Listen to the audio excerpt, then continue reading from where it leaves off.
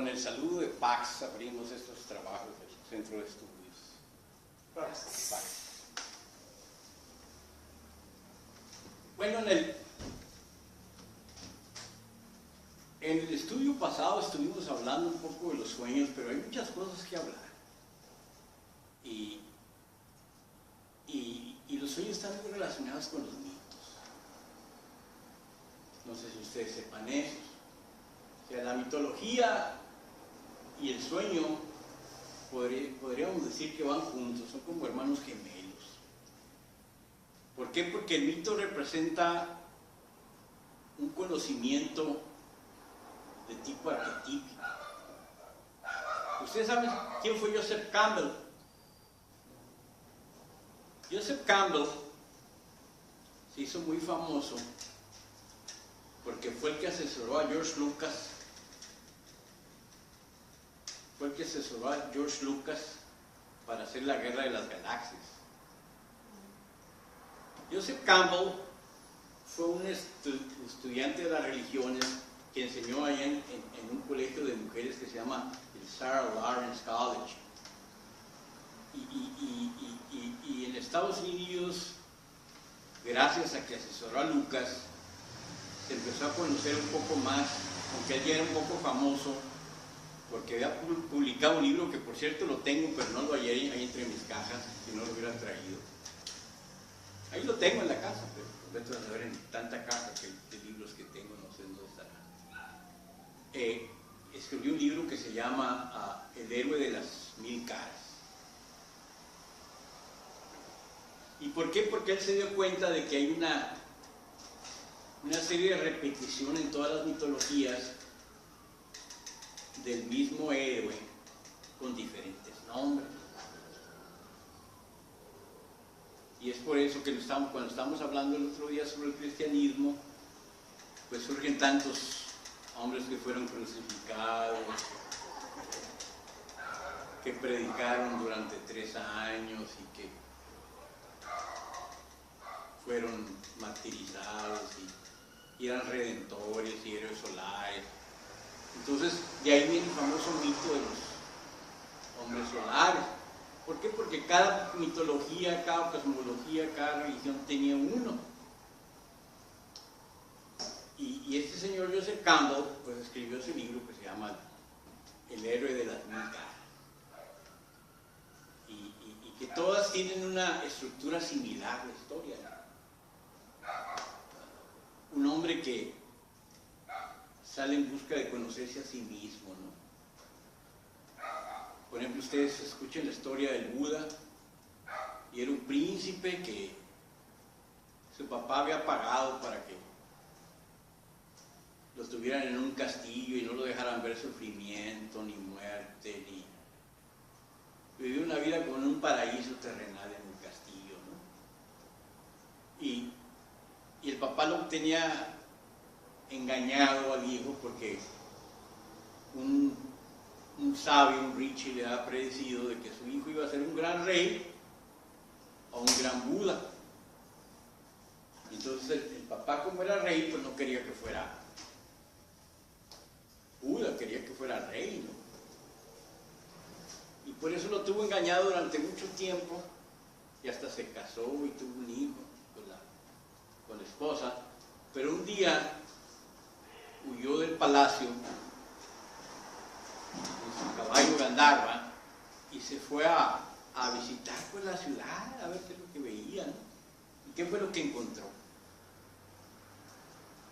Encontró la vejez, porque en el palacio no se permitían los viejos, entonces no sabía que existía la vejez.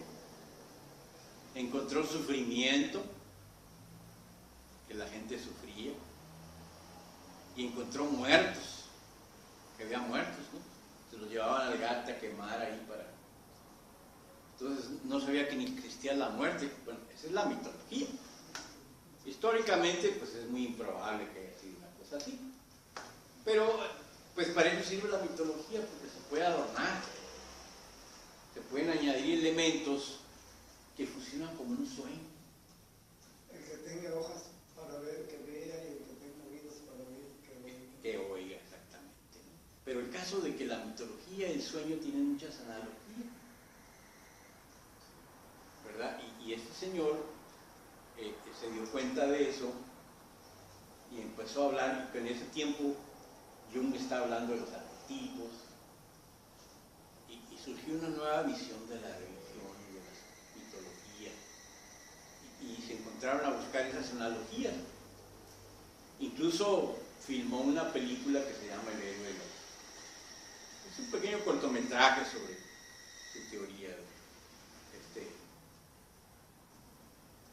este señor Joseph Campbell. En Estados Unidos se hizo muy famoso porque un reportero que se llamaba Bill Moyers, que también es muy famoso, lo entrevistó y hizo una serie que se llama El poder del mito, que está muy buena y probablemente está traducida al español, y yo les aconsejo que la vean, porque ahí se van a dar cuenta de cómo se manejan estas cosas, pues ya se hace bastantes años, no son cosas nuevas. Y esa serie tuvo mucho éxito en Estados Unidos. Salió como, pues poquito después que salió la Primera Guerra de las Galaxias, no recuerdo cuántos años era. Pero el caso es de que él asesoró a George Lucas para la historia. Y usted ve la Guerra de las Galaxias y pues es un mito que están presentando en la lucha entre el bien y el mal, los Jedi, los caballeros buenos, ¿verdad? Contra los caballeros malos, y el poder que usan, ¿no? Los poderes que tienen, ¿no? Para usar, ¿no? Y las espadas. Pues entre eso y los caballeros de la mesa redonda no hay mucha diferencia. Si tú te fijas, no hay mucha diferencia. Ustedes se acuerdan de la Guerra de las Galaxias, ¿verdad? Y ven la historia del rey Arturo y pues es algo muy similar, nada más que en esta andan en naves espaciales y viajando de un planeta a otro, y en la otra pues no, todo sucede ahí en Camelot, perdón. O sea, pero lo que le quiero decir es que hay mucha similitud pues entre todo ese tipo de mitología, y que siempre es la lucha del héroe, ¿verdad? Hay un héroe que está lleno de pureza y de virtud, y que sale a conquistar y a domar esas fuerzas negativas, semidios, ¿verdad? Exactamente, ¿no? Y que viene y lucha y alcanza la victoria y se convierte en un héroe solar, entonces, un héroe virtuoso, ¿verdad? Que vence al mal, esa es la palabra. Y ese es un tema común en todas las mitologías, en todas las religiones. Gilgamesh, el héroe más viejo que conocemos es Gilgamesh. Y aquí les voy a hablar de eso, porque yo escribí esto, pues que hará cosa de unos 5 años, ¿verdad? Porque pues como me interesan estas cosas, y hay mucha analogía entre los sueños que ustedes tienen, no nomás yo, ustedes también sueñan arquetípicamente, todos soñamos arquetípicamente. Ahora, los sueños, el problema de los sueños es que pueden ser muchos tipos. Desde porque cenaron mucho y van a tener una pesadilla, o porque algo los impresionó, fueron al cine y algo los impresionó y les causó una impresión y sueñan eso, o porque traen un presentimiento de que algo no anda bien en su vida y andan tristes o andan preocupados por algo, pueden tener un sueño acerca de eso, o traen un problema y quieren solucionarlo pero no hayan cómo, y en el sueño les aparece la solución del problema. Pero como la gente no sabe interpretar los sueños, pues no tiene una idea de qué. Hay sueños muy claros, pero hay sueños muy simbólicos, que que se requiere de una interpretación y se requiere de alguien que conozca el símbolo para poderlo traducir al lenguaje común. De otra manera, pues el sueño pasa por... Se levanta usted en la mañana y dice, ay, qué sueño tan raro tuve anoche. No le hallo ni pies ni cabeza, y la mayor parte de la gente termina diciendo, ay, son puras tonterías. Pero no es así. En realidad hay un gran conocimiento y una gran sabiduría en ese tipo de sueños. Pero como la gente no sabe interpretarlos, pues se pierde esa sabiduría.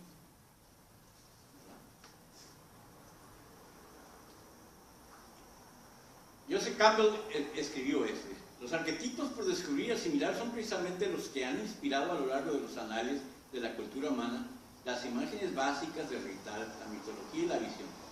Estos eternos del sueño no deben confundirse con las figuras simbólicas personalizadas que aparecen en la pesadilla y la locura del individuo aún atormentado. El sueño es el mito personalizado. El sueño despersonalizado. Tanto el mito como el sueño son simbólicos de la misma manera general de la dinámica de la psique. Pero en el sueño las formas se deforman, sembradas son directamente válidas para toda la humanidad. Eso es lo que dice. Que yo estoy de acuerdo con lo que dice, pero yo aún agrego más. Estoy más o menos de acuerdo con la declaración de Joseph Campbell, aunque razonando, añado aún más que no hay diferencia entre el individuo y la humanidad. Si los patrones culturales pueden ser diferentes, pero la esencia del arquetipo sigue siendo la misma, independientemente de las circunstancias cambiantes del soñador o los detalles del sueño. El objetivo de todo esto es que la analogía que señala la solución del problema de los soñadores, que sirve como una guía o croquis que ayudará a la psique o al alma del individuo en cuestión a resolver el enigma existencial. Una especie de hallazgo de nuestro alma o revelación del corazón de naturaleza espiritual que nos llevará a un lugar como el Edén, después de enfrentar la agitación, la fealdad, el sufrimiento, la constricción y todo tipo de problemas que afligen a nuestros espíritus en ciertos momentos de nuestra vida. Ustedes no sé si se habrán dado cuenta que cuando tienen más problemas es cuando más sueñan. Y mucha gente por eso le da por dormir mucho cuando tiene muchos problemas. Porque es una especie de escape a una subjetividad interior donde puede sentirse bien. Yo cada vez que tengo problemas, en ese momento, alguien sueña, me lo cuenta y me está contando mi problema. Y ya sabes cómo resolver, te da claves, ¿no? Siempre me pasa para resolverlo, ¿no? Que tenga el problema, oye, soñó esto. Fíjate, o sea, porque así trabaja pues el sueño y la mitología. Yo hasta me río porque ya sé que me está dando la respuesta. Ajá, sí, pero tú prestas atención, mucha gente no lo hace. Y ese es el problema con los sueños, ¿no? Mucha gente sueña, todos soñamos de hecho, pero muchos dicen, ay, nunca me acuerdo de mis sueños. Y a veces si se acuerdan del sueño, pues no le haya ni pies ni cabeza, ¿no? ¿Verdad? O sea, y todos nosotros soñamos. Simple y sencillamente no le hallamos. Fíjate que la llave. Anoche A ver. soñé un sueño ilógico. Yo decía, no, pues así son los sueños ilógicos. Pero yo decía, no, esto no es lógico, esto que estoy soñando no es lógico, no tiene lógica. Y en mi sueño yo decía que el sueño no era lógico. Que no era lógico. Porque brincaba de una cosa absurda a otra. Por eso. Y es porque los sueños nos hablan en símbolos, no nos hablan directamente. O sea, no son racionales los sueños carecen de esa... ¿Sí? Yo anoche sí tuve un sueño, pero era muy lógico. Soñé con un compañero que trabaja sacando sangre y todo el así, y de la convivencia que tenemos él y yo, o sea, todo iba como convivimos él y yo. No, o sea, hay muchos tipos de sueños. O sea, Sigmund Freud, la vez pasada hablé de él. Él dice que los sueños, decía que los sueños eran deseos inacabados. O sea que tú tenías un deseo y por lo medio de la libido sexual, él lo relacionaba con la libido sexual. Era un deseo insatisfecho y lo manifestaba dentro del sueño. Y sí, existen ese tipo de sueños también. Pero los sueños vienen en toda clase, tipos y sabores. Es como ir a la Michoacana. ¿Y qué paleta quieres? Pues tienes un montón de surtido ahí, ¿no? Y tú escoges la que tú quieres, ¿no? No, pues a mí dame de ciruela, a mí dame de mango, a mí dame de fresa. Pues la que más te guste, ¿no? Bueno, los sueños también así vienen de ese tipo. Hay muchas calidades de sueños y pueden representar diferentes cosas según el momento del individuo. Incluso, como les digo, si tuvieron una cena pesada, que por eso no es aconsejable comer muy noche, pues van a tener una pesadilla, pero debido a la comida que ingirieron, que le está molestando la digestión, y eso se manifiesta como una pesadilla. Pero también puedes soñar de lo que hiciste durante el día, con un amigo o algo así, ¿no? O puedes, pero cuando hay problemas, cuando la persona está angustiada por algo, o cuando hay sufrimiento, y cuando se busca una respuesta existencial a algo, es cuando tenemos los mejores sueños. ¿Por qué? Porque ahí nos da una solución al problema que tenemos. Pero también como hay que estar bien truchas para poder entender el significado del sueño y poder atrapar la esencia de lo que nos está diciendo. Mucha gente tiene sueños, pero no tiene la menor idea de lo que nos está diciendo.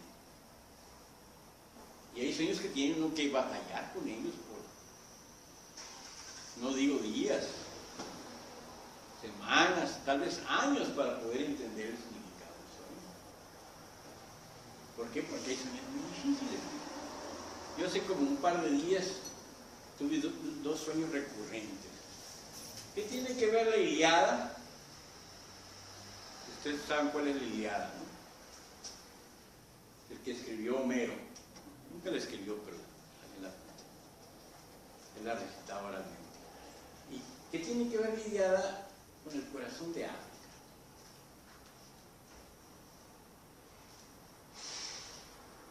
Ahí si ustedes aquí tienen algún tip, me avisan, porque todavía no le hallo la relación. Pero por ahí va a salir. El caso es de que Joseph Campbell describe el sueño de una mujer. Y escúchenlo. Caminaba solo por el extremo superior de una gran ciudad, a través de calles enredadas y llenas de barro y casas pequeñas de apariencia empobrecida. Escribe una mujer moderna que tiene un sueño que tuvo. No sabía dónde estaba, pero me gustó la exploración. Elegí una calle que estaba terriblemente enlodada y me condujo a través de lo que debía haber sido una alcantarilla abierta. Seguí entre hileras de chozas y luego descubrí un pequeño río que fluía entre mí y un terreno alto y firme donde había una calle pavimentada. Este era un río agradable, perfectamente claro, que fluye sobre la hierba.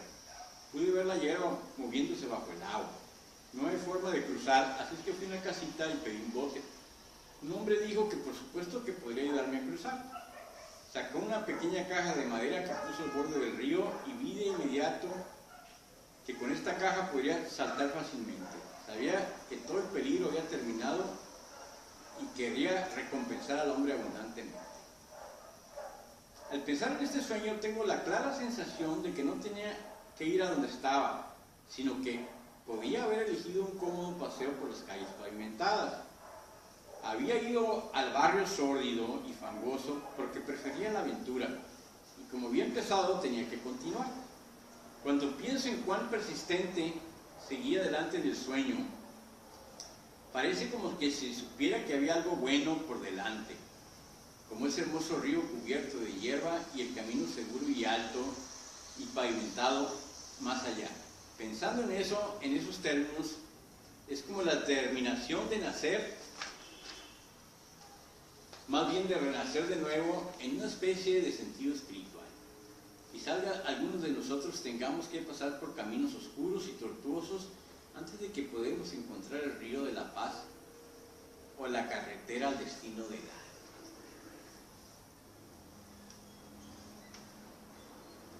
¿Ustedes han tenido algún sueño donde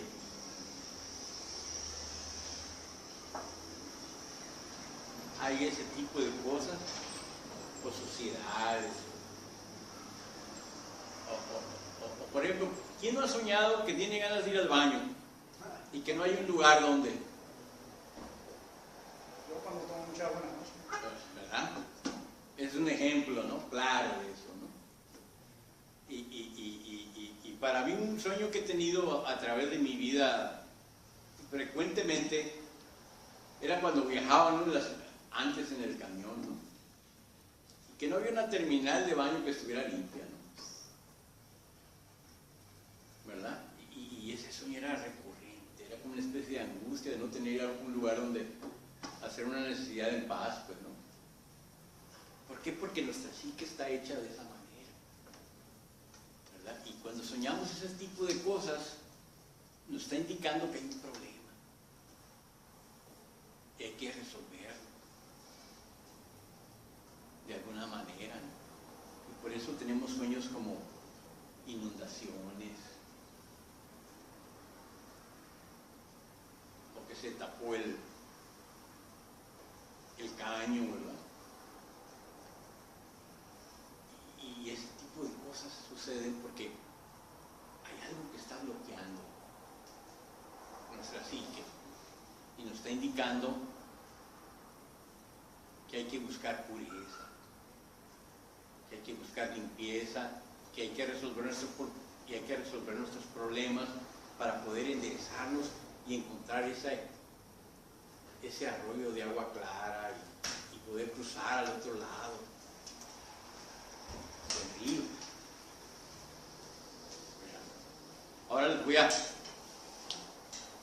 voy a leer un sueño análogo que yo tuve en relación a, muy parecido al que tuvo la señora, circunstancias diferentes, pero ustedes pueden ver la simetría del sueño, que es muy similar. Dice: personalmente me viene a la mente las líneas con las cuales Dante abre su magnífica Divina Comedia, El Infierno. Ustedes saben quién fue Dante Alighieri, ¿verdad? Escribió la famosa Divina Comedia, y él empieza con estos versos, y ahí les van en italiano antiguo. Dice: nel mezzo del camino de nuestra vita mi retrovari per una selva oscura, c'è la diritta via smarrita. Ahí cuanto a dir cuál era la duración de la selva y la áspera y fuerte, c'è ni el pensar y rinova la paura.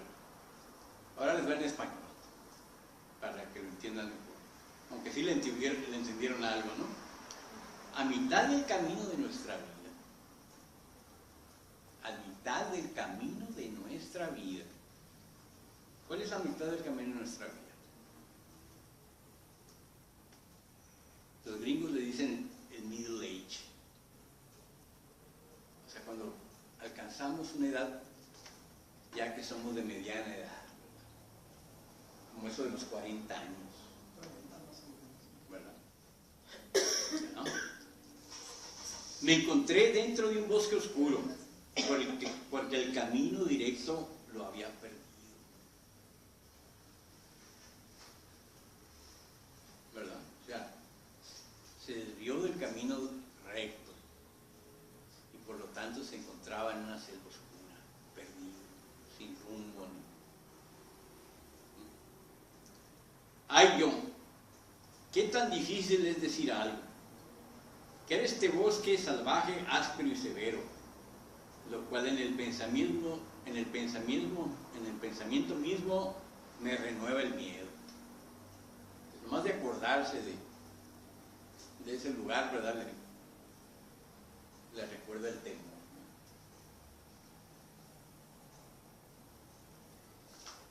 Yo cuando tenía 42 años tuve un sueño muy similar. Estaba en un agujero. Había tenido problemas de muchos tipos, tenía un trabajo que odiaba, casi estaba sin amigos en ese tiempo porque estaba viviendo allá al otro lado y lejos de los amigos, lejos de gente querida, ¿verdad? Y estaba en una situación nada buena. Me sentía deprimido, pero sin embargo yo ponía un frente alegre, ¿no? A nadie me decía nada ni manifestaba yo alguna queja.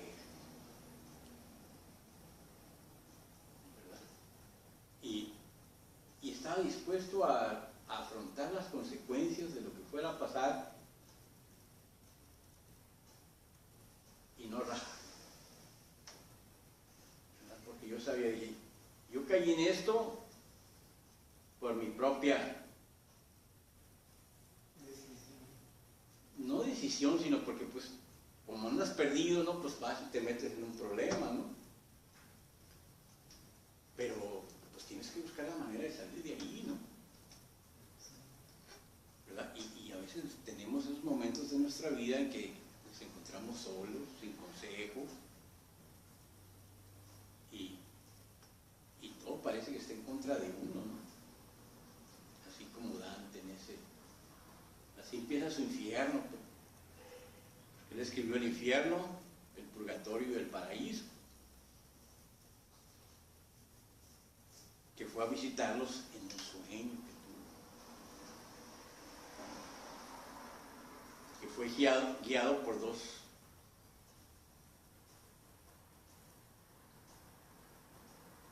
guías. La primera fue una enamorada que nunca se casó con ella, pero que era como su inspiración, su musa. Y la otra fue el poeta Virgilio, un poeta latino muy famoso que era muy respetado y que todavía es muy respetado, que es precioso. Ustedes lo pueden leer, pueden comprar un clásico Virgilio, se van a dar cuenta de qué clase era Virgilio, lo mismo que Dante.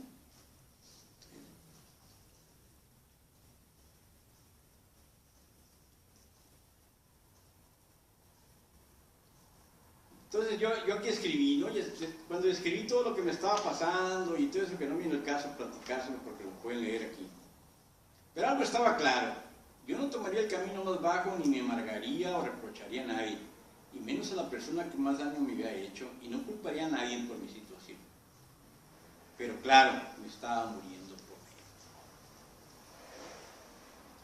Irónicamente, en ese momento de que mi vida cotidiana era un tormento diario, mis sueños se convirtieron en increíbles visiones de belleza, de naturaleza paradisíaca. Cuando despertaba después de cada noche a mi oscura realidad, pensé que estaba a punto de morir, y algo desconcertado por la rareza de mis sueños y el contraste de mi vida cotidiana tan miserable, no entendía lo que estaba pasando. O sea, ¿por qué? Porque empecé a tener una serie de sueños hermosísimos.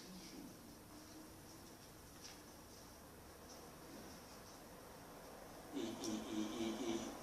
durante el día estaba en el infierno, pero en la noche estaba en el paraíso.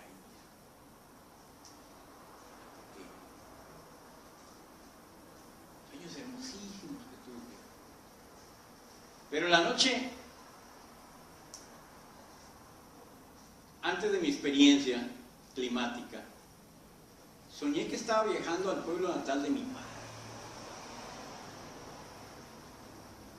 Fíjense, ahí hay un simbolismo.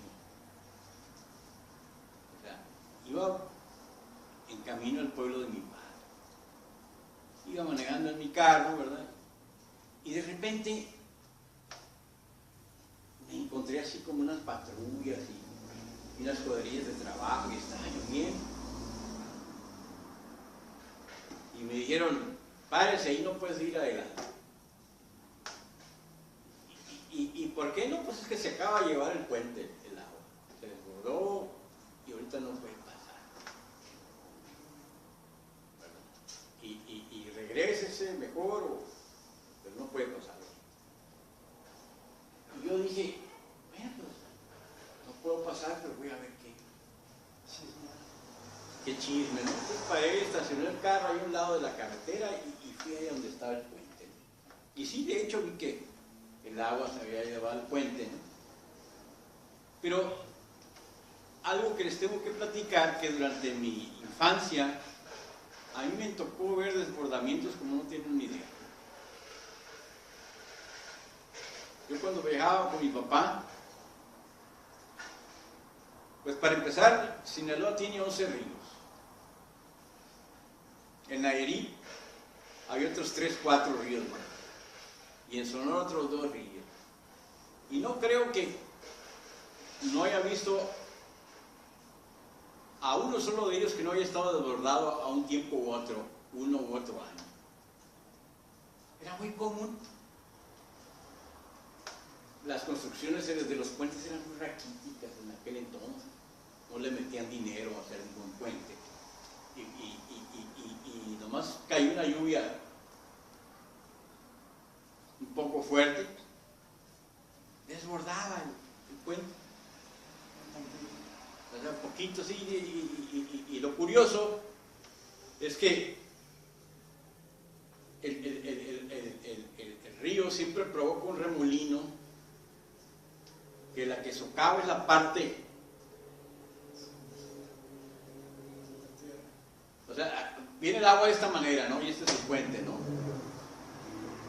Y aquí es donde empieza a socavar, hace como un remolino, y así es como se lleva el puente. O sea, lo destruye. Ya que pasó el agua, hace un remolino ahí. ¿Por qué? Porque troncos y cosas se quedan atrapadas ahí y eso provoca el remolino. Y es la parte donde quiere desembocar el agua la que empieza a socavar. Y tira el puente.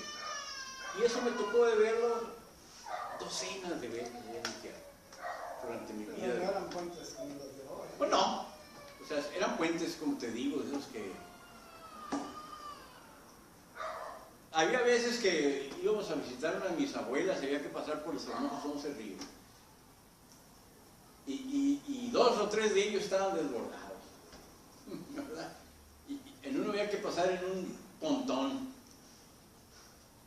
Y otros hacían caminos alrededor de donde hubo el desbordo, y ya que bajaba el agua te vadeaba. Y había gente que te ayudaba a pasar el carro. O sea, de eso se ganaba la vida los rancheros de ahí, en ayudarte a pasar el carro por el lado, y que no te fuera a llevar el agua, ¿no? ¿Verdad? Porque era la única manera de pasar. Entonces, para mí atravesar ese tipo de inundaciones, pues era rutina de chamaco,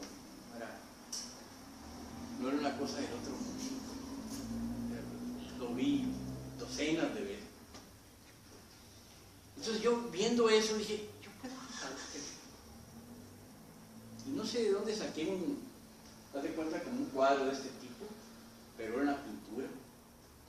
Y lo usé como tabla de surf. Me subí la tabla y alcancé el otro lado. ¿Verdad? Y ya me fui caminando por la carretera que no estaba lejos del pueblo, ¿verdad? Y me fui derechito a la casa de mi abuela. Cuando llegué, ahí terminó.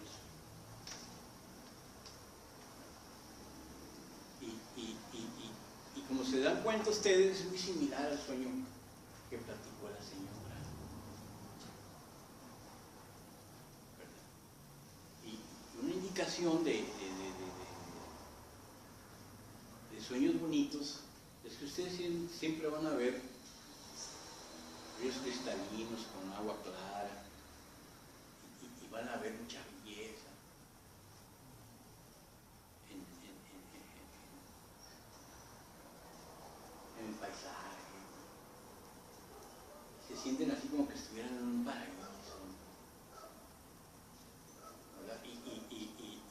después de la infancia nos proveen con mucho material para ese tipo de sueños. A ver, comenten ustedes, ¿han tenido ese tipo de sueños? Bueno, yo sí. Pero yo lo relaciono porque leía la Biblia y el paraíso y todo eso. Bueno, pero hay una indicación ahí. Hay una indicación de que esos sueños son importantes. Porque te están diciendo, son sueños que vienen a resolver problemas y a enseñarte otra realidad diferente a la realidad cotidiana. Y eso nos puede traer confort espiritual, nos puede hacer positivos y ver las cosas con alegría, con felicidad, en lugar de estar deprimidos y tristes. ¿Se entiende eso? ¿Por qué? Porque es una llave que nos ayuda a transformarnos, superando. Aquí hay sillas. Sí, gracias. ¿Verdad? Y eso nos permite descubrir ese secreto que traemos dentro de nosotros, que nos ayuda espiritualmente a superar y nos da bases para poder enfrentar los problemas de la vida y encontrar las soluciones adecuadas a cualquier reto que se nos presente. Entonces los sueños pueden ser una guía muy importante. Yo he tenido sueños en los que recurrentes, ¿no? Donde tengo miedo a algo. Por ejemplo, los primeros sueños de niño tenía miedo a los toros. Pero ahí también de niño, una vez que me seguí una vez por el cine Ensenada, me metí al cine Ensenada y en las escaleras iba subiendo para arriba y dije en el sueño, bueno, ¿por qué le tengo miedo al toro? Y me regresé y me levanté al toro y se acabaron los sueños del toro. Resolví el problema. A ver. A mí también me pasaba así como él, con los panteones, un pavón tremendo. No me gustan los panteones, de hecho. Pero pues tengo que ir porque la necesidad. Pero igual también lo resolví. Cuando paso por el panteón, me va viniendo. Digo, están los bebitos que se murieron en sus cajitas. Se va, ay, bebés muertos. Y él también eso empezó a decir. Y le busqué otra manera y ya no vuelvo a soñar. Ya no es tanto, ¿no? Tiene que enfrentar uno los miedos. Y una cosa de que el sueño nos ayuda es a eso. Pero es una actitud también. Si usted toma una determinación a enfrentar los problemas, eso va a influir que sus sueños cambien. Cuando toman al toro por los cuernos, por eso se dice tomar al toro por los cuernos. Ya toma uno El otro día leímos acerca del león, ¿no? Que si le das una mordida, te peleas con un león y le das una mordida, quiere decir que tú estás luchando y estás dando todo lo que tienes de ti. Y eso te va a ayudar en la lucha, a vencer. Entonces, Ayer soñó una amiga mía, una mujer, que ella, su hermano y su mamá estaban en la casa y de repente apareció un gran puma. Y pues todo el mundo ahí paniqueado, ¿no? Luego agarró una sábana de plástico, algo y le cubrió la cabeza. fíjate, o sea, es un sueño arquetípico para que vean. Y como te digo, todo el mundo tenemos ese tipo de sueños, pero la gente no les presta atención, no sabe el significado. ¿Verdad? Pero ahí está ofreciéndote la solución y te está diciendo lo que va a pasar. Cuando te haces cargo del problema en el sueño y vences, quiere decir que vas a salir adelante con ese problema.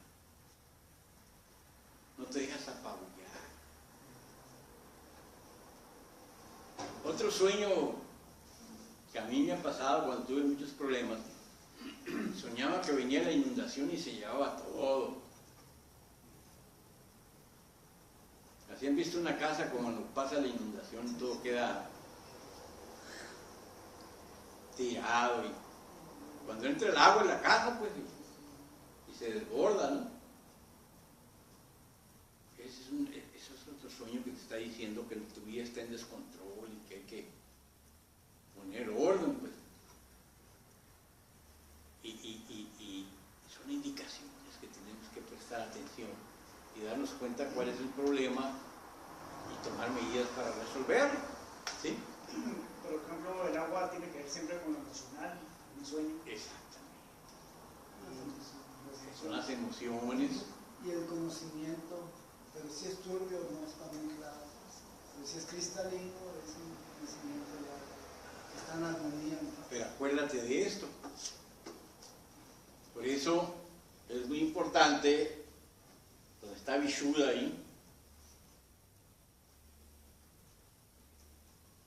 ahí es un salvado de las aguas. ¿Entienden eso? ¿Qué es Moisés? Ahorita les voy a leer un poquito de eso. Y venerable sobre Moisés. Las analogías son muchas y varían muchas historias diferentes. Desde que Noé construyó un arca, Moisés es dejado en una canasta entre los juncos a lo largo del Nilo, hasta después partir las aguas del Mar Rojo en la huida de Egipto. Y venerable escribió en su libro Fiducia al Hikam, los engarces de la sabiduría. En cuanto a la sabiduría de Moisés, siendo puesta en el arca y luego arrojada al río, el arca Tabut, o sea, lo pusieron en una canastita, pues ese era el arca, ¿no? Y lo arrojaron al río. ¿Por qué? Porque habían ordenado la matanza de todo primogénito del pueblo judío, ¿no? Por Faraón, que es muy similar a la matanza de los niños por Herodes, ¿no? ¿Por qué? Porque no quiere decir que ello haya sucedido en realidad, sino es algo arquetípico, pues, ¿no?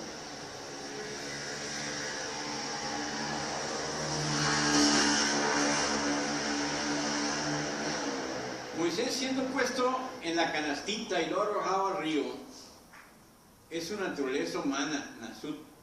El río representa lo que él recibió, el conocimiento a través de su cuerpo, por lo que el poder de discernimiento y las facultades imaginativas sensoriales le otorgaron. Solo por la existencia de este cuerpo elemental, el ser humano tiene estas facultades o sus semejantes. Cuando el yo llega a este cuerpo y se le ordena que se haga cargo de él y lo administre, Alá o Dios le otorga estas facultades como instrumento mediante los cuales obtiene lo que Dios quiere que obtenga en la administración de esta arca que contiene la Shekinah del Señor. O sea, la Shekinah del Señor, que es el Espíritu de Dios, está en esa arca. Y esa arca somos nosotros. Los animales son las rondas zodiacales. Pero se entiende que nosotros somos esa arca donde se contiene la Shekinah. O sea, nosotros contenemos el Espíritu de Dios dentro de nosotros, y es allí donde se manifiesta el Espíritu, ¿verdad?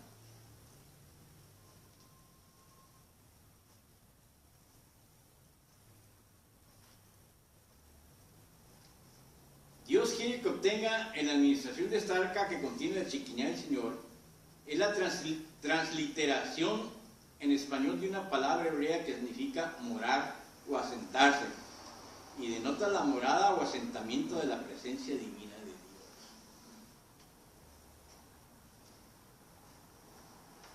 O sea, cuando el Espíritu de Dios se posa dentro de esa Shekinah, que es nuestro corazón, Que también es un arca. es un arca. ¿Se entiende eso? Moisés fue arrojado al río para recibir varias ciencias o conocimientos por parte de estas facultades. Así Dios le enseñó que el espíritu que lo maneja es el gobernante. El cuerpo solo es administrado por eso. Le da el dominio a estas facultades del ser fenoménico que está en este Nasut, que designa el arca en el campo de las indicaciones y la sabiduría. La forma de colocar a Moisés en el arca y luego arrojarse al río es por fuera, o sea, el significado esotérico es aparentemente la destrucción, pero interiormente, o sea, espiritualmente, fue su rescate de ser asesinado. O sea, la mamá lo puso en la canasta para que no fuera sacrificado, para que se pudiera salvar. Aunque mandándolo al río, pues lo más probablemente es que se fuera a ahogar, o se lo comiera un cocodrilo, o esto a saber qué, ¿no? Ahí en el Nilo, ¿verdad? Pero sin embargo fue la salvación porque lo encontró una princesa y lo adoptó como hijo a Moisés, ¿verdad?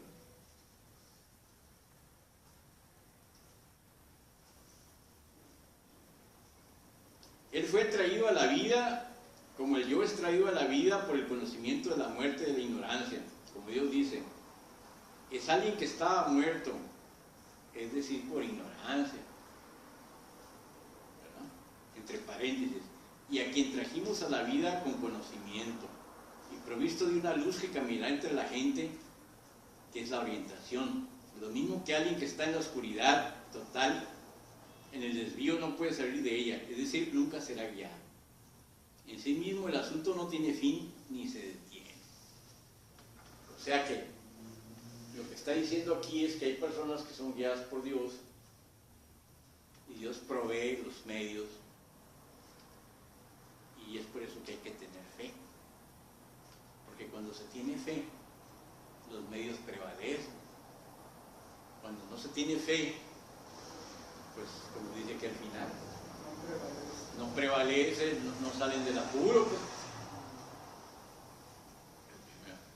Entonces ahí la fe. Entonces ahí en la misma agua está la respuesta, porque aquí está Acuario, aquí está agua. Exactamente. Y es atravesar esas aguas del conocimiento para obtener la verdad. Ajá, y es lo que nos trae sabiduría, ¿verdad? Pero es una sabiduría que nos viene dada por nuestra fe y por nuestro valor a enfrentar las situaciones en lugar de sacarle la vuelta. Un poquito de suerte de la princesa, que es una muerte. Bueno, es que, mira, si tú tienes, es simbólico, pero si tú tienes una determinación a tener fe, o sea, por la fe es consciente, no es producto de la casualidad. Tampoco la princesa es producto de la casualidad. Exactamente. Pero si tú tienes fe, o sea, ayúdate que Dios te ayudará. Pero si tú le mueves un poquito, dice cuando, hay un hadith que dice, musulmán que dice, cuando mi siervo da un paso hacia mí, yo voy hacia él corriendo. ¿Se entiende eso? O sea, mientras el siervo da un pasito así tímido hacia Dios, Dios viene a nosotros corriendo. Pero el primer paso tiene que ser dado por el siervo, pues. ¿Sí? Es que la fe se va adquiriendo a través de conocimiento y de experiencias, ¿verdad? Ese pasaje que acabas de decir, si no da el paso, pues exactamente. Pues no sabe uno hacia dónde va, ¿verdad? Entonces ese paso requiere un valor. Requiere un valor. El de atreverse. Es el osar. ¿Verdad? Y realmente la fe es un gran poder tener fe. Es un gran poder, como decía el Señor el Cristo. Tu fe puede mover montañas. Si tuvieras fe como un grano de mostaza. Poquita fe, un grano de mostaza. Entonces ahí está la clave. Hay que tener fe. Hay que tener fe. ¿Verdad? Es otra llave mágica la fe, Exactamente. es otra llave mágica, Es el ábrete, de muchas puertas. ¿verdad? Y los cuentos y los mitos están llenos de esas ideas de ábrete, Sésamo. ¿Y qué es lo que abre? Muchas oportunidades. Una cueva donde hay muchos tesoros.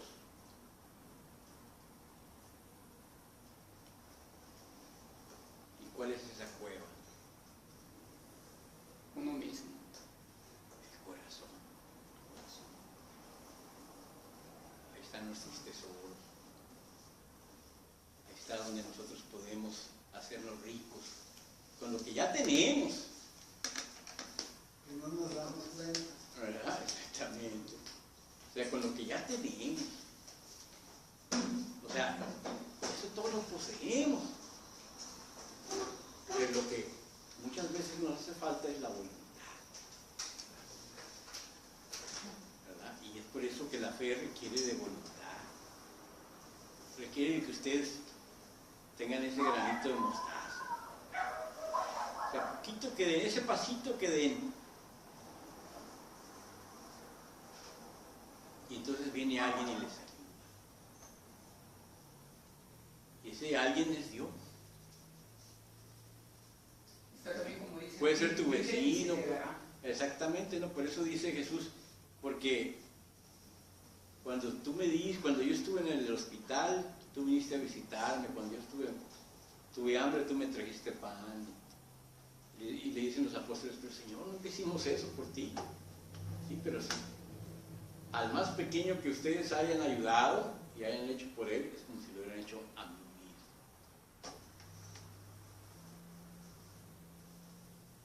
¿Verdad? Entonces, cuando nosotros ayudamos, somos los agentes de Dios para ayudar a esa persona. Así de fácil. Por eso la caridad es algo que, pues, es una virtud. Que ahorita en estos tiempos es difícil ejercerla porque, ay Dios mío, hay tanta gente que necesita caridad, ¿verdad? Pero siempre hay que tratar de tener una actitud positiva, tratar de ayudar a los que podamos, porque, como les decía el otro día, acuérdense que el desposeído, el limosnero, es la persona que está más cerca de Dios. ¿Se acuerdan por qué les dije que está más cerca de Dios? Porque está menos materializado, No. tiene más cosas. No, porque si Dios no quiere, ese día no come. ¿Verdad? Porque si no viene alguien que le aviente una limona o que le ofrezca un taco, ese día no come el pobre. Y eso es lo bueno y lo malo. Y lo bueno sería de que fueran como los sanyasines de la India, ¿no? Que la gente se va a la pobreza voluntariamente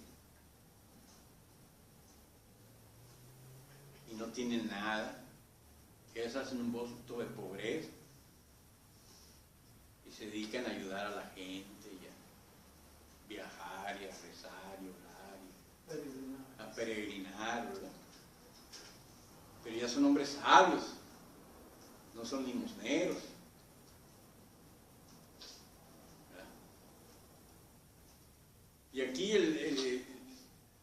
lo que más no me molesta, pero como que me pongo así un poquito impaciente a veces, es cuando me empiezan a platicar una historia, que es que te vienen a pedir, ¿no? Y te empiezan a decir, uy, te quieren platicar una historia de que esto y que no, y yo al grano, necesitas dinero, ¿verdad? ¿Verdad? ¿Para qué me vas a platicar toda la historia? Simplemente digo, estoy quebrado. Pues. Una justificación, ¿no? Exactamente, se quieren justificar y muy probable es que estén mintiendo. Pues.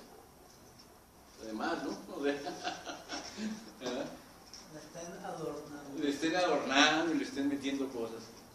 Y usted sabe que hay mucha gente que le da a uno el dinero y se van a tomar.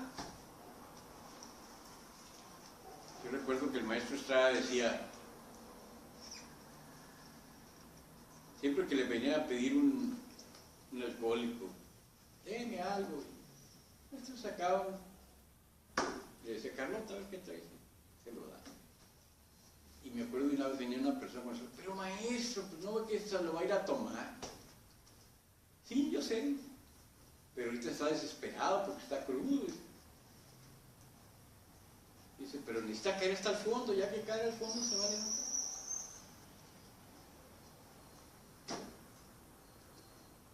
Así es el ser humano. Sí, somos los seres humanos.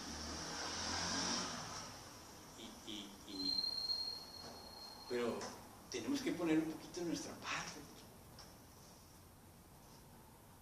Tenemos que tener esa parte de querer resolver el problema. Y mucha gente no lo hace. Y ahí está el verdadero problema. Pero los sueños nos pueden indicar ese camino a resolver, ¿no?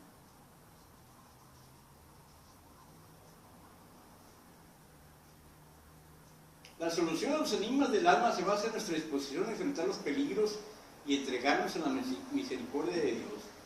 La palabra clave es confiar en una sabiduría superior a la nuestra.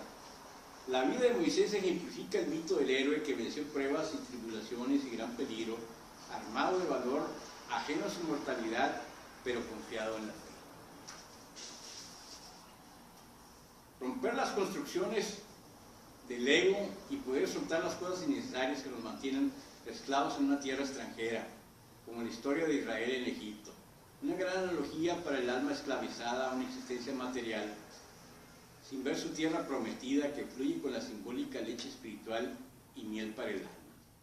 Un regreso al paraíso perdido que Moisés ejemplifica el abandono de la vida de un príncipe de Egipto por la incertidumbre de la persecución, el escape a los peligros del desierto, donde éste ofreció agua y refugio a las hijas de Jetro, al sacerdote de Madián, el arquetipo de Abraham y el encuentro con Melquisedec. De hecho, Moisés tuvo que pasar muchas pruebas. Sí. Dios nuestro Señor le decía, tú vas a ser el guía de mi pueblo. Él decía, no, yo no, mejor búscate otro, algo más o menos así decía. Y decía, no me van a creer a mí. Es más, creo que su hermano era el que hablaba por él, ¿no? Aarón, sí. Aarón era el que hablaba por él. Ajá. Y en un pasaje de la Biblia, cuando él tenía mucho miedo, dijo, no, y traía su vara. Sí. Y Dios le ordenó, tira la vara. Sí. Y la tiró y se convirtió en serpiente. Exactamente. Y luego se asustó y ya le indicó el Señor, tómala por el extremo, por la cola. por la cola, por la cola. Sí. ¿Verdad? Entonces él tuvo que pasar Sí, pero ¿qué quiere decir eso? A ver, volteales el gran arcano donde está la espada. Pues. Sí, de hecho, la primera cita bíblica del gran arcano se trata sobre ese pasaje bíblico. ¿La ven? Creo que es Éxodo. ¿La ven? Ahí está donde está la espada, de ahí salen las serpientes, mira.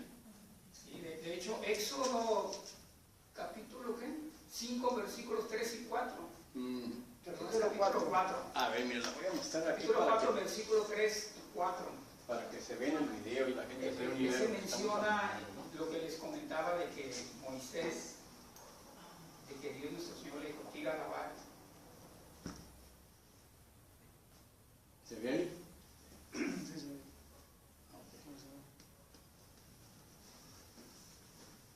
Esa es la idea, pues, ¿no? Entonces, eso está representando la vara de Moisés.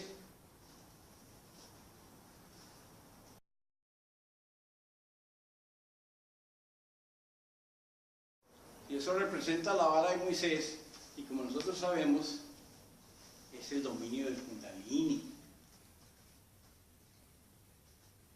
¿verdad? Que es el otro esquema ya. O aquí se ve también, ¿no? Están los dos. Ah, El arcano y Kundalini, los chakras y todo. exactamente. Ahí se ve eso. Y eso es lo que significa la vara de Moisés y tirar la serpiente, pues, ¿no? Y agarrarla por la cola. ¿Verdad? Ahí lo refleja. Como ven, todo es simbólico. Y los sueños tienen esa facultad también de señalarnos las analogías. Y es por eso importante conocer la simbología para también poder entender un sueño o un relato mítico. ¿Verdad? ¿Se entiende eso, no? Sí. Ahora les voy a platicar la historia de Moisés y Alquiria. La vez pasada les mostré este libro, pero no les hablé mucho de él.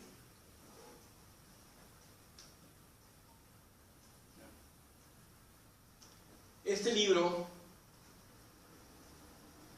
es la historia de Moisés en un capítulo del Corán, que son unos cuantos versículos, no es mucho, pero han escrito infinidad. ¿Por qué? Porque hay cosas muy simbólicas. Es el encuentro de dos océanos. Hay una roca que separa dos océanos, donde las aguas no se pueden mezclar. Yo les digo que esa roca separando los dos océanos es el lugar donde nuestro consciente encuentra al subconsciente, donde el mundo de las ideas, Sería este punto también. el mundo de la imaginación, Aquí exactamente, está el océano del mar, pero aquí está el océano de la atmósfera, que es un Exactamente. océano también. exactamente, Más espeso. exactamente, y es otro plano, pues es otra dimensión. Pero claro, no se puede mezclar. Los árabes le llaman el alama al cayal, o sea que es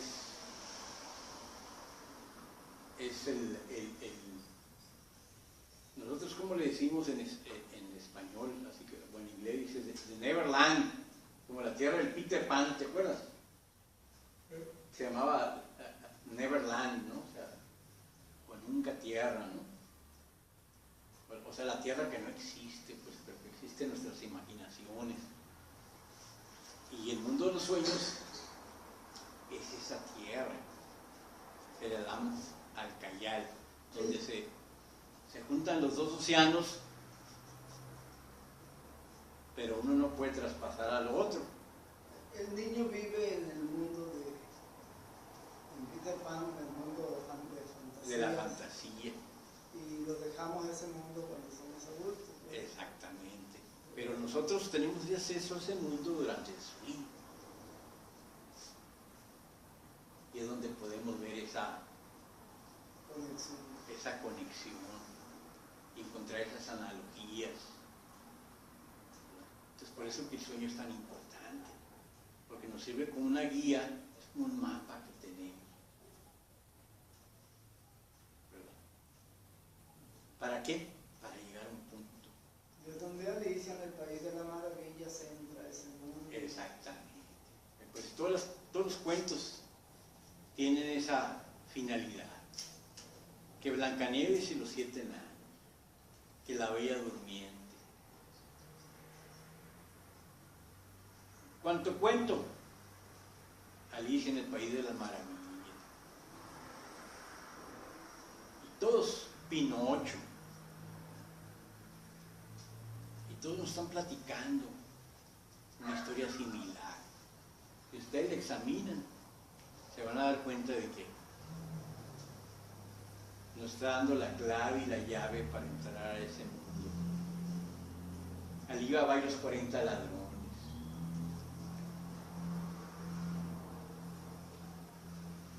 Pero todos esos cuentos nos están diciendo, nos están hablando de lo mismo. Inclusive, El rey Arturo y los 12 caballeros de la mesa redonda. eso es cuando nos llevan a la verdad, pero por ejemplo las novelas nos hablan de lo mismo, pero hacia otra dirección más. eso le estoy diciendo al principio de la plática, para los que no llegaron, le estoy hablando de Joseph Campbell, un estudiante de las religiones en Estados Unidos, que fue profesor en un colegio de Estados Unidos, el Sarah Lawrence College, y se hizo muy famoso en Estados Unidos porque escribió un libro que se llama La Máscara del Héroe, donde él habla de las mitologías y de cómo todo esto tiene similitud con nuestros procesos psicológicos, o sea, la búsqueda del héroe.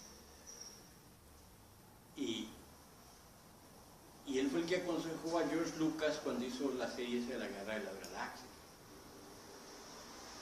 George Lucas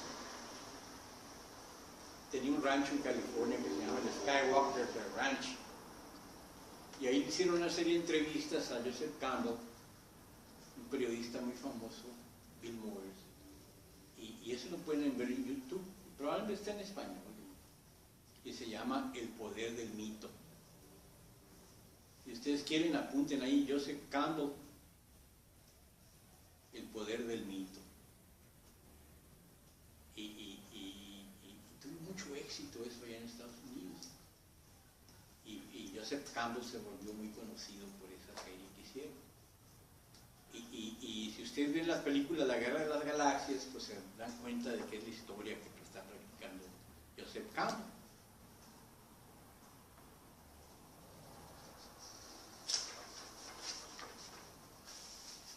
El Barzak, así denominan los árabes a ese mundo de la imaginación.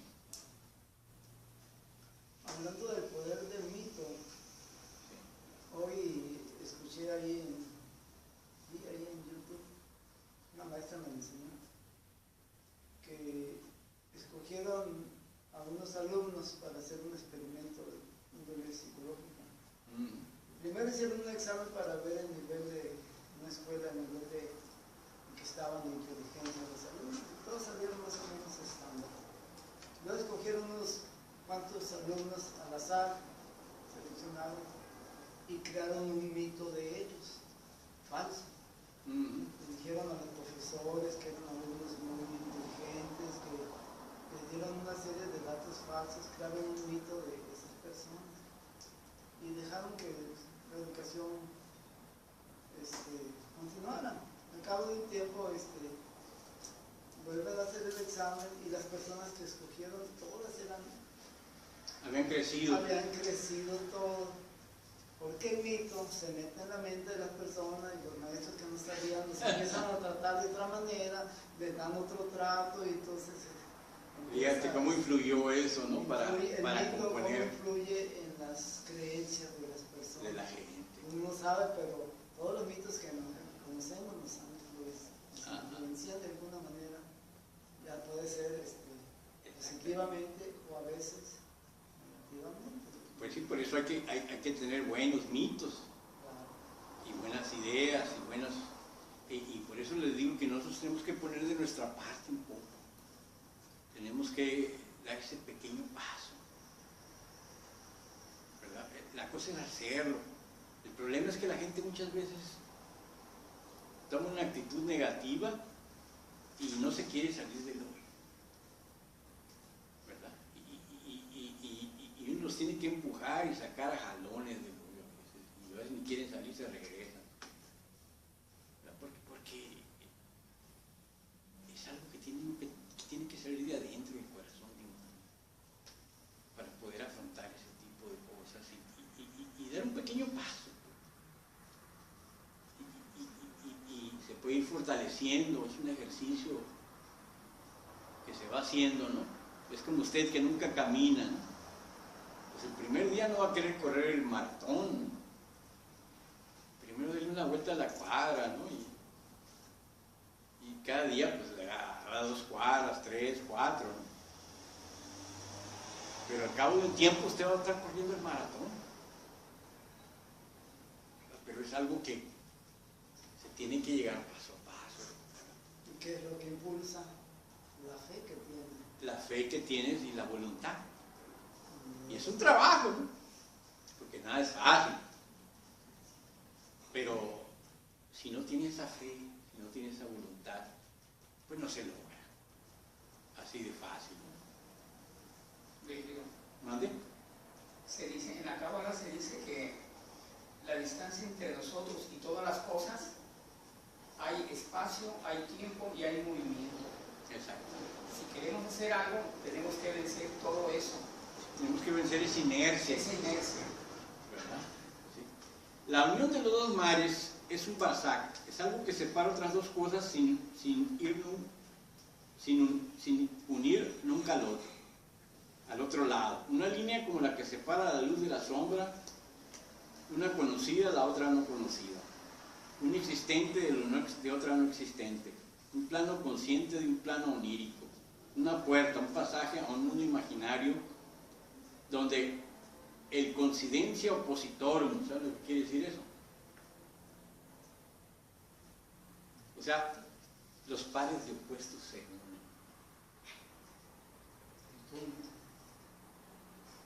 O sea,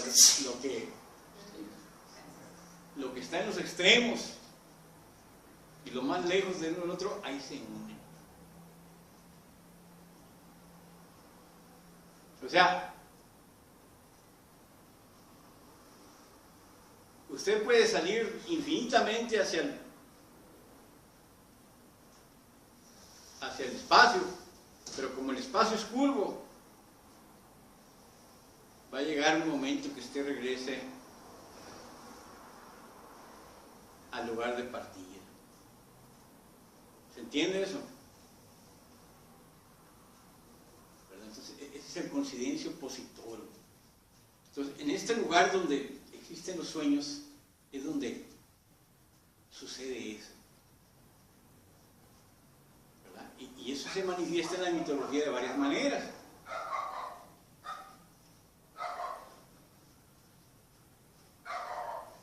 El lugar de encuentro de cosas opuestas puede tener lugar. Una brecha como un túnel del tipo en el que cae el pez y que era la señal para el lugar donde debería tener lugar esa reunión espiritual. Una entrada en un estado de conciencia luminosa esa verdad se revela al individuo a través de esa barrera. Las simplegades, en griego, simplegades, o choque de rocas. ¿Ustedes saben qué es eso? ¿Nunca vieron esa película de Jasón y los Argonautas o de Ulises, donde tenían que pasar por un estrecho y había unas rocas que cerraban el camino y se abrían, y que si el barco en ese momento pasaba, si tenía la suerte de que pasara cuando se estaban abriendo, pues podía pasar, pero si pasaba en el momento que se estaban cerrando, pues despedazaba el barco, ¿verdad? Y eso era lo que le llamaban las simplegades, ¿no? Y en las mitologías de Jasón y los Argonautas y de Ulises se escucha esa anécdota, ¿no?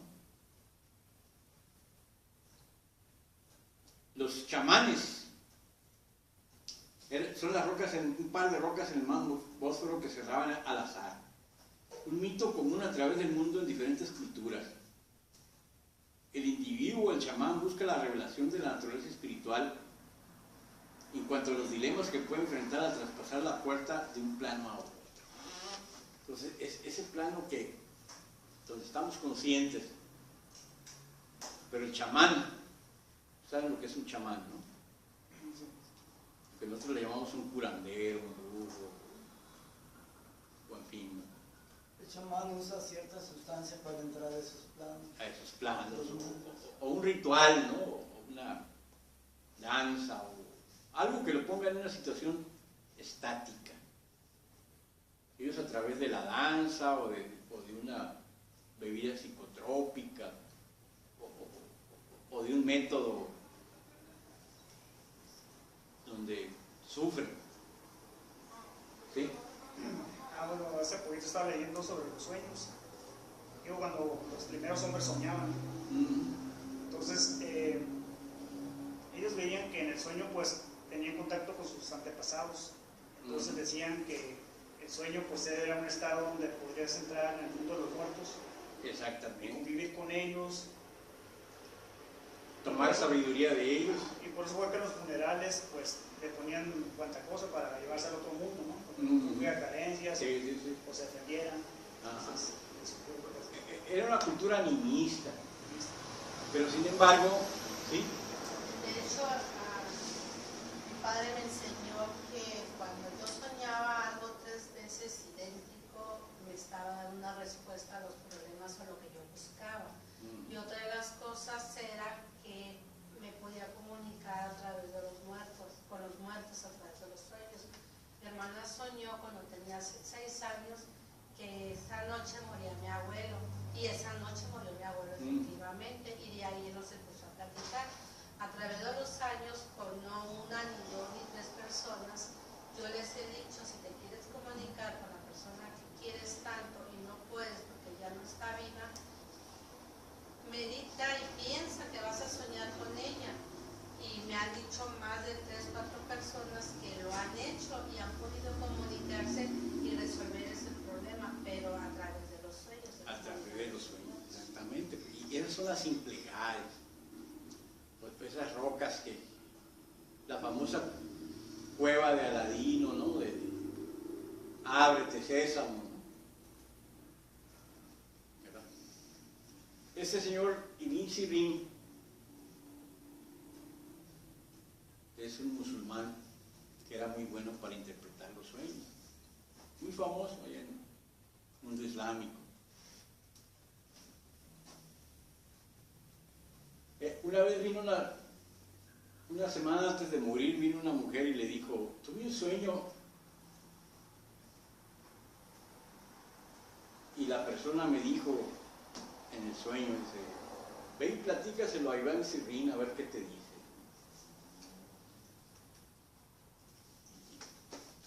Ibn Sirrin la recibió y dice, pues estoy comiendo, dice, pero si te esperas ahorita te atiendo. Pues sí, pero es un sueño para ti, porque me dijo, ve y platícaselo a Ibn Sirrin. ¿Y qué soñaste? Le dice, bueno, pues soñé que la luna se fundía con Alción en la constelación de Tauro.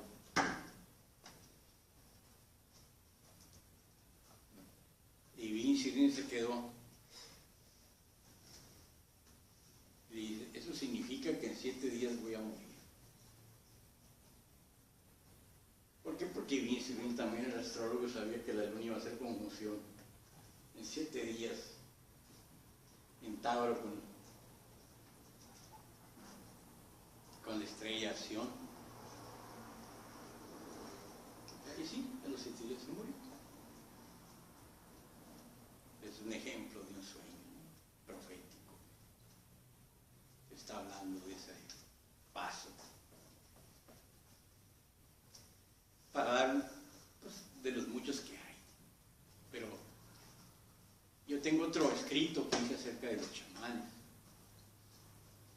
y tengo un libro muy bueno donde vienen sueños chamánicos muy buenos, y lo vamos a ver en futuros estudios para que se den cuenta de cómo funciona todo eso, y cómo se usa, qué aplicaciones tiene, en fin.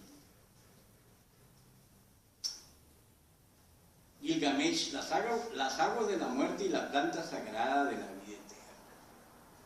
El deber sumerio Gilgamesh, un rey legendario que se dispuso a alcanzar el verbo de la inmortalidad. La planta nunca envejecerá.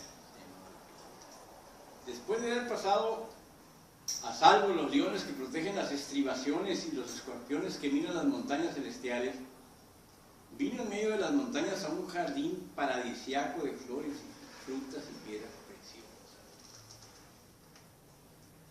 O sea, en los sueños, cuando tú pasas por un montón de tribulaciones, así como Dante, por una selva oscura, ¿verdad? Gilgamesh enfrentó leones, escorpiones y cuantas pruebas, hasta que llegó un lugar paradisíaco donde todo era belleza y hermosura. Pero él venía en busca de la inmortalidad, porque era un héroe, el que se le había muerto un amigo muy querido, quería resucitarlo al amigo, y para eso necesitaba la planta de la inmortalidad, y se lanzó en la lucha del héroe, pues así como la guerra de las galaxias, en su aventura del héroe, pues, ¿no? Que va a buscar la solución al problema, ¿no? Y después de llegar a ese jardín paradisíaco de flores, frutas y piedras preciosas, este sitio luminoso, una vez que se traspasa la puerta, si nos familiarizamos con un lugar geográfico propio, nos damos cuenta que es el arquetípico de tal ubicación en los ríos de aguas cristalinas y paisajes de belleza celestial, donde incluso la luz y los colores son más vividos y dan al sueño una experiencia psicodélica de colores y estados de ánimo tan estrechamente relacionados que podemos decir que podemos saborear o experimentarlos como felicidad y éxtasis sublime. ¿Han tenido ustedes ese tipo de sueños? Yo sí. Sí. ¿Quieres platicarnos un poquito acerca? Bueno, sí, en estados de éxtasis que cuando uno se despierta como que en otra vibración, ¿no? Con una felicidad, pero si te acuerdas de ese tipo de sueños, son preciosísimos. Pero ahorita vamos a seguir para qué dice, ¿no? Gilgamesh, marchando sin descanso, llegó al mar que rodea el mundo. En una cueva junto a las aguas vivía una manifestación de la diosa Ishtar, Sidru Sabitu, y esta mujer estrechamente velada cerró las puertas en su contra. Pero cuando él le contó su historia, ella admitió su presencia y le aconsejó que no siguiera su búsqueda, sino que aprendiera y se contentara con las alegrías mortales de la vida. Gilgamesh y le espetó: ¿por qué corres de esta manera? La vida que estás buscando nunca encontrarás. Cuando los dioses crearon al hombre, ellos ponen la muerte sobre la humanidad y sostuvieron el poder de la vida en sus propias manos. Llena tu vientre, Gilgamesh, día y noche disfruta de ti mismo, le está diciendo la diosa. Prepara cada día una agradable ocasión. Haz del día y la noche frívolos y de fiesta. Deja que tu ropa sea hermosa, que tu cabeza sea lavada con champú y tu cuerpo bañado. Mira al pequeño que toma tu mano. Deja que tu esposa sea feliz contra tu pecho. Eso fue lo que le aconsejó la diosa. Que se olvidara de la inmortalidad y que se dejara de cuentos y que gozara lo que tenía, pues, ¿no? Que es la vida. Pues las cosas más sencillas de la vida es lo más bonito, ¿no? Nuestros hijos, la comida, la esposa, en fin, ¿no? Pero mucha gente lo ve eso como rutinario y no le presta atención. Viene en busca de otras ilusiones. Exactamente, tiene unas ilusiones más grandes, pues, ambiciones, que quieren esto, que quieren, en fin, ¿no? Por supuesto, Gilgamesh no presta atención a la diosa y nuestro héroe con el barquero Ursanapi lo transporta a través de las aguas de la muerte. Fue un viaje de 1 mes y medio. El pasajero fue advertido de no tocar las aguas. Una vez que llegó a Utnapishtim, un arquetipo de Nahui que le instruyó sobre cómo obtener la caña de la inmortalidad. Gilgamesh, algo secreto te revelaré y te instruyo sobre cómo obtener la planta de la inmortalidad. Esta planta es como una zarza en el campo, su espina como el de la rosa, traspasará tus manos. Si tu mano alcanza esa planta, regresarás a tu tierra natal. La planta crecía en el fondo del mar cósmico. Ursanapi llegó al héroe a través de las aguas. Gilgamesh ató piedras a sus pies y se sumergió. Sumergiendo, corrió más allá de cada límite de resistencia, mientras el barquero permanecía en el bote, y cuando el buzo había llegado al fondo del mar sin fondo, arrancó la planta aunque se mutiló la mano, cortó las piedras y volvió a la superficie. Cuando salió a la superficie y el barquero lo había llevado de vuelta al bote, anunció triunfalmente: Ursanapi, esta planta es la indicada. Porque el hombre puede alcanzar su pleno vigor, lo traeré de vuelta a Erech de los corrales de ovejas. Su nombre es, en su edad el hombre se vuelve joven otra vez. Comeré de él y volveré a la condición de mi juventud.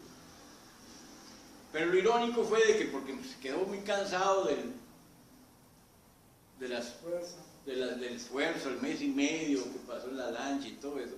El caso se quedó dormido en la barca. Y mientras él estaba dormido, llegó una serpiente y se comió la planta. Y es que no pudo gozar de la inmortalidad ni resucitar a su amigo. El mito es arquetípico. El río Aqueronte o el Estilla. ¿Han oído hablar de eso?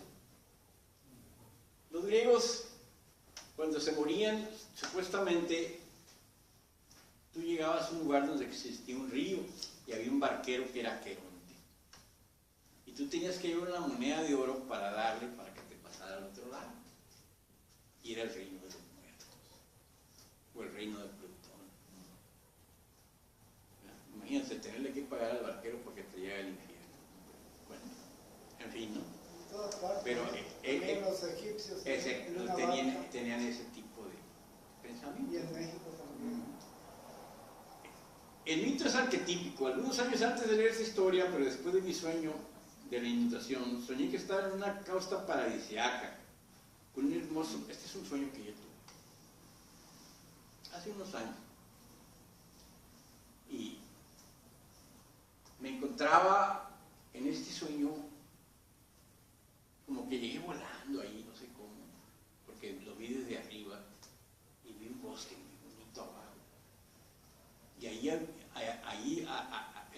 mientras iba volando vi un río que estaba cerca de ahí, pero bajé al bosque ese y el bosque era un paraíso precioso, pero totalmente deshabitado. Pero los árboles eran tan bellos y todo era tan hermoso ahí que pues tú pensabas que estabas en el paraíso.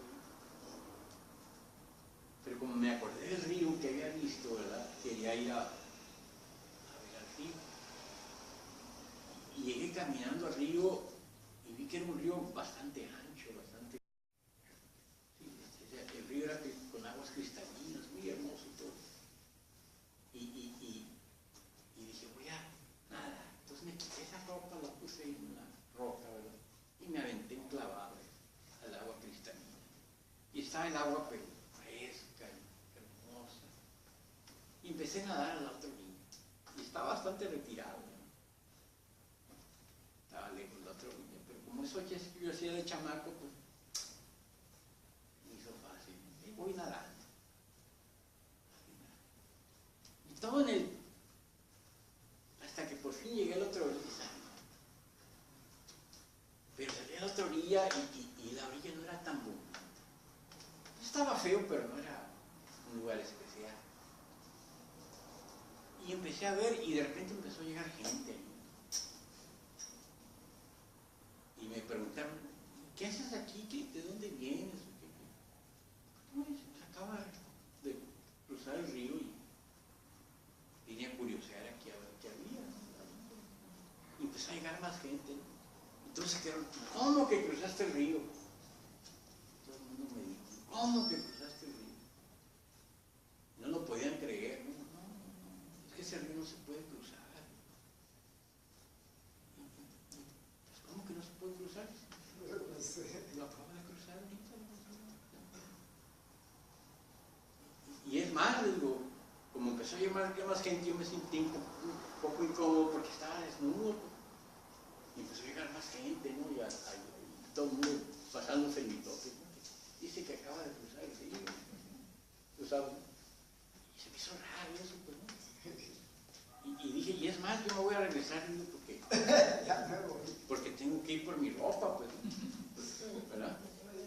Y si no, no voy a andar desnudo aquí, ¿verdad? Y me dijeron, no hagas eso, porque si te vas, seguro que vas a morir. Pero yo dije, pasé del río sin ningún problema, porque, y allá la otra orilla está hermosísima. Pues ahí me aviento otra vez y todo el mundo me grita, no hagas eso. Yo me aventé otra vez. Y ahí voy de vuelta. Pero cuando voy como a la mitad, empiezo a ver un montón de cadáveres de animales y caballos y cuánta cosa ahí que estaban flotando. Y vi hasta cadáveres humanos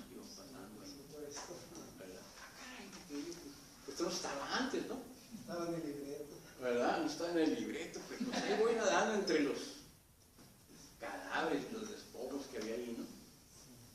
Y ya alcancé la otra orilla, ¿no? Me costó un poco más trabajo por evitar los cadáveres y todo eso, ¿no? Pero ya llegué a la otra orilla y encontré mi ropa, ¿no? Y todo hermoso y precioso, ¿no? Era lo del Titanic. Y ya me puse la ropa y ahí en eso desperté. Pero a mí lo que se me hizo un raro es espuma, fíjate. Es un gran sueño. ¿Verdad? Pero había avanzado, ¿para qué retrocedía? Pero entonces dice, entonces mi reflexión fue esta, dice,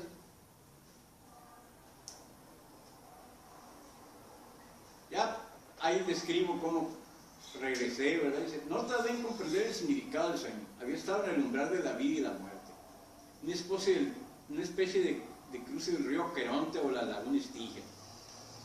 Al principio pensaba que no había diferencia entre una y otra orilla, y volviendo a mi ropa parece lo suficientemente obvio como para considerar que volvía por mi cuerpo. Sin embargo, cuanto más pienso en ello, más convencido estaba del revés. La primera orilla era increíblemente hermosa, celestial, y no había gente en absoluto.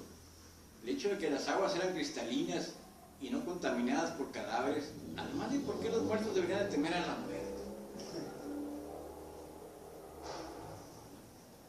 ¿Por qué la prueba debería estar en volver y no en el primer cruce? Todavía me pregunto. Es el proceso de evolución. ¿Verdad? O sea, pero sí son los sueños, ¿no? Pero yo esto le llamo cruzando las aguas de la sabiduría. Miren, ¿quién de aquí sabe nadar? Levante la mano. Todos. Algunos saben nadar. Tampoco. ¿Qué forma? No, físicamente. Es muy importante saber nadar, porque significa atravesar las pruebas. Pero si tiene un hijo, que aprendan a nadar, para que pierdan el miedo, porque, por ejemplo, Brígido, que tuvo ese sueño, pero él en la vida real nadaba a distancias enormes, porque tiene su Marte en Piscis, su Venus en Piscis. Venus lo protege a su Marte, pero él es como un pez en el agua, se mueve sobre las aguas, y el sueño que tuvo está muy apegado a lo que es él. Y al atravesar de un lado a otro significa su visión de la vida en esos planos. Fíjese, yo lo explico así, miren. Además de este sueño, he tenido muchos sueños de bañarme en aguas claras o cruzar lugares familiares donde había aguas cristalinas, cuando en realidad no hay. Y la extraña fascinación, o sea, en sueños he soñado constantemente de que voy a cierto lugar, ¿no? Sobre todo a los pueblos, que yo andaba con mi papá, y a los pueblos de mis abuelos. Y seguido sueños de que hay ríos cristalinos que tengo que atravesar ahí, como el sueño que les platiqué hace rato, ¿no? Nada más que ahí era una inundación, pues, ¿no? Sin embargo, lo importante de esto es el conocimiento que recibimos de esta experiencia. Es un conocimiento que se transmite de una manera ricamente simbólica, como el equivalente a bañarse en las aguas de la sabiduría y adquirir así la sabiduría por un hecho de que nos bañamos en agua. Pues con eso cerramos, ¿no? Pero cualquier cosa que quieran decir, pues hay que compartirlo, ¿no? Porque yo pienso que estos conocimientos son muy bonitos, ¿no? Y todos tenemos una experiencia, todos soñamos. Y aprender a descifrar nuestros sueños es muy importante en el camino espiritual, porque es como un indicador. Aguas cristalinas es un problema aclarado y resuelto, con confianza, con fe, pero aguas turbulentas es miedo, inseguridad, Exactamente. caos, falta de conocimiento, karma, tantas cosas. Es el diluvio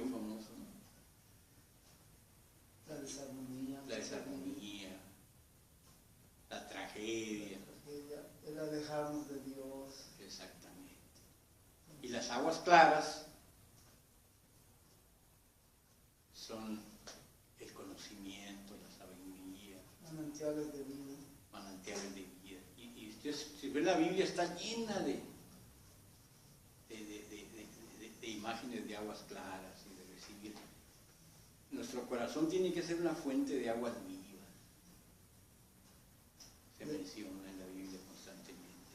De hecho, el bautismo es salir de esas aguas. Exactamente. A través de la fe. La religión nos ayuda a resolver todos esos conflictos que traemos de